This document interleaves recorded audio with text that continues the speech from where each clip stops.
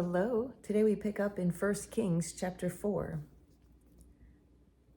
King Solomon was king over all Israel, and these were his high officials. Azariah the son of Zadok was the priest. Elihoreph and Ahijah the sons of Shisha were secretaries. Jehoshaphat the son of Ahilud was recorder. Benaiah the son of Jehoiada was in command of the army. Zadok and Abiathar were priests. Azariah the son of Nathan was over the officers. Zabud the son of Nathan was priest and king's friend. Ahishar was in charge of the palace, and Adoniram the son of Abda was in charge of the forced labor. Solomon had 12 officers over all Israel who provided food for the king and his household. Each man had to make provision for 1 month in the year. These were their names: Ben-Hur in the hill country of Ephraim, Ben-Decker in Mazaz, Shalabim, Beth-Shemesh, and Elon-Bethahan, Ben-Hesed in Arubath. To him belonged Sukkah and all the land of Hepher. Ben-Abinadab in all Nephador. He had Taphath, the daughter of Solomon, as his wife.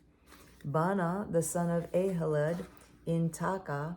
Megiddo and all Beth-Shean, that is beside Zarathan, below Jezreel, and from Beth-Shean to Abel-Meholah, as far as the other side of Jacomine. Ben-Geber in Ramoth-Gilead. He had the villages of Jair, the son of Manasseh, which are in Gilead. He had the region of Argob, which is in Bashan. 60 great cities with walls and bronze bars. Ahinadab, the son of Iddo, in Mahanaim. Ahimaaz in Naphtali. He had taken Basmath, the daughter of Solomon, as his wife. Bana, the son of Hushi, in Asher and Bealoth. Jehoshaphat, the son of Peruah, in Issachar. Shimei, the son of Elah, in Benjamin. Geber, the son of Uri, in the land of Gilead, the country of Sihon, king of the Amorites, and of Og, king of Bashan. And there was one governor who was over the land. Judah and Israel were as many as the sand by the sea. They ate and drank and were happy. Solomon ruled over all the kingdoms, from the Euphrates to the land of the Philistines and to the border of Egypt. They brought tribute and served Solomon all the days of his life. Solomon's provision for 1 day was 30 cores of fine flour and 60 cores of meal, 10 fat oxen and 20 pasture-fed cattle, 100 sheep, besides deer, gazelles, roebucks, and fattened fowl. For he had dominion over all the regions west of the Euphrates, from Tifsha to Gaza, over all the kings west of the Euphrates, and he had peace on all sides around him. And Judah and Israel lived in safety, from Dan even to Beersheba, every man under his vine and under his fig tree, all the days of Solomon. Solomon also had 40,000 stalls of horses for his chariots and 12,000 horsemen, and those officers supplied provisions for King Solomon and for all who came to King Solomon's table, each one in his month. They let nothing be lacking. Barley also and straw for the horses and swift steeds they brought to the palace where it was required, each according to his duty. And God gave Solomon wisdom and understanding beyond measure, and breadth of mind like the sand on the seashore, so that Solomon's wisdom surpassed the wisdom of all the people of the east and all the wisdom of Egypt. For he was wiser than all other men, wiser than Ethan the Ezrahite, and Heman, Calcol, and Darda, the sons of Mahal, and his fame was in all the surrounding nations. He also spoke 3,000 proverbs, and his songs were 1,005. He spoke of trees, from the cedar that is in Lebanon to the hyssop that grows out of the wall. He spoke also of beasts and of birds and of reptiles and of fish. And people of all nations came to hear the wisdom of Solomon, and from the kings of the earth who had heard of his wisdom. Chapter 5.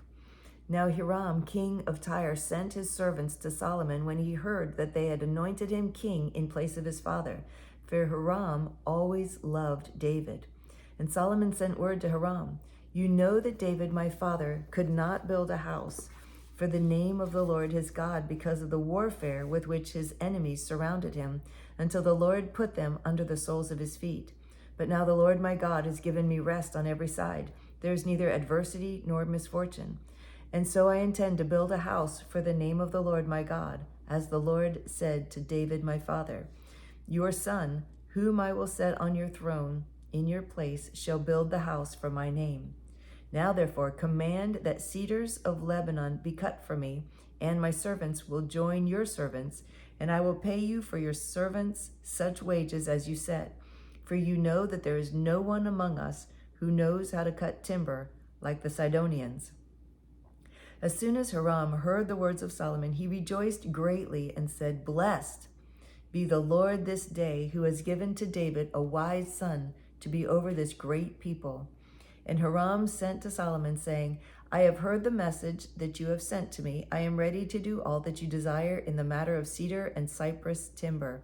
My servants shall bring it down to the sea from Lebanon, and I will make it into rafts to go by sea to the place you direct. And I will have them broken up there, and you shall receive it. And you shall meet my wishes by providing food for my household."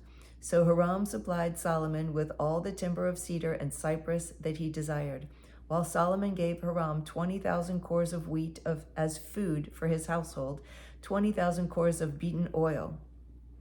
Solomon gave this to Hiram year by year, and the Lord gave Solomon wisdom as he promised him. And there was peace between Hiram and Solomon, and the two of them made a treaty.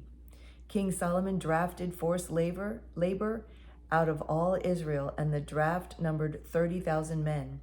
He sent them to Lebanon, 10,000 a month in shifts, and they would be a month in Lebanon and 2 months at home. Adoniram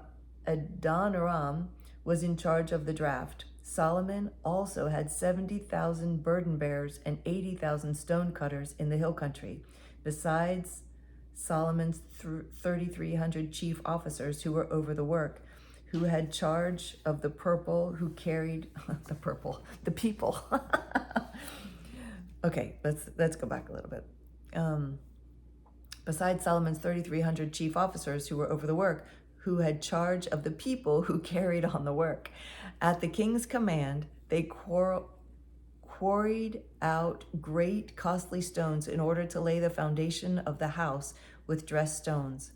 So Solomon's builders and Hiram's builders and the men of Gebal did the cutting and prepared the timber and the stone to build the house. Now we go to 2 Chronicles chapter 2. Now Solomon purposed to build a temple for the name of the Lord and a royal palace for himself. And Solomon assigned 70,000 men to bear burdens and 80,000 to quarry in the hill country and 3,600 to oversee them. And Solomon sent word to Hiram, the king of Tyre, "As you dealt with David my father and sent him cedar to build himself a house to dwell in, so deal with me. Behold, I'm about to build a house for the name of the Lord my God, and dedicate it to him for the burning of incense of sweet spices before him, and for the regular arrangement of the showbread, and for burnt offerings morning and evening on the Sabbaths and the new moons and the appointed feasts of the Lord our God, as ordained forever for Israel. The house that I am to build will be great, for our God is greater than all gods. But who is able to build him a house? But who is able to build him a house, since heaven, even the highest heaven, cannot contain him? Who am I to build a house for him, except as a place to make offerings before him? So now send me a man skilled to work in gold, silver, bronze, and iron, and in purple, crimson, and blue fabrics, trained also in engraving, to be with the skilled workers who are with me in Judah and Jerusalem, whom David my father provided. Send me also cedar, cypress, and algum timber from Lebanon, for I know that your servants know how to cut timber in Lebanon. And my servants will be with your servants to prepare timber for me in abundance. For the house I am to build will be great and wonderful. I will give for your servants, the woodsmen who cut timber, 20,000 cores of crushed wheat, 20,000 cores of barley, 20,000 baths of wine, and 20,000 baths of oil. Then Hiram, the king of Tyre, answered in a letter that he sent to Solomon, because the Lord loves his people, he has made you king over them.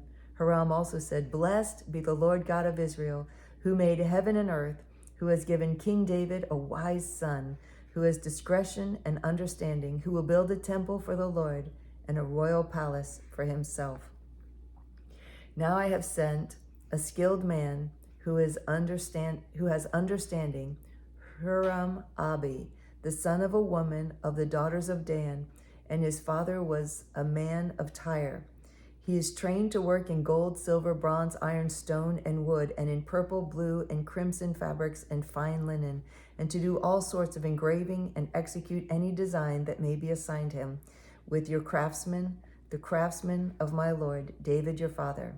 Now therefore, the wheat and barley, oil and wine, of which my lord has spoken, let him send to his servants, and we will cut whatever timber you need from Lebanon and give it to you in rafts by sea to Joppa, so that you may take it up to Jerusalem.